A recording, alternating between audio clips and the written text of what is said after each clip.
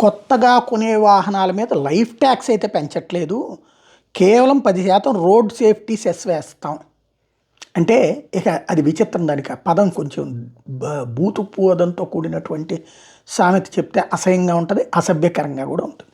ఇక్కడ పాయింట్ ఏంటంటే ట్యాక్స్ వేయట్లేదు కానీ నీ మీద భారం వేస్తాం. అది ట్యాక్స్ కాదు.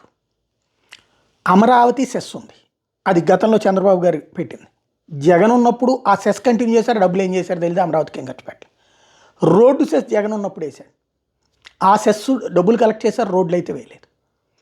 ఇప్పుడు ఆ సెస్ కంటిన్యూ అవుతోంది, రోడ్డు సెస్ కంటిన్యూ అవుతుండగా ఇది లైఫ్ ట్యాక్స్ 10%, అంటే ₹1,00,000 వాహనానికి ₹10,000. ఒక కారు 10 లక్షల కారు ఉందంటే కనుక ₹1,00,000. ఏది సెస్సు ఆల్రెడీ రిజిస్ట్రేషన్ ఛార్జీలు ప్లస్ లైఫ్ ట్యాక్స్ ఆల్రెడీ ఉండేదాని మీద ఇంకో 10,000, ఇంకో ₹1,00,000. అంటే ఏంటిది? దీనివల్ల 270 కోట్ల ఆదాయం రాష్ట్ర ప్రభుత్వానికి వస్తుందంట.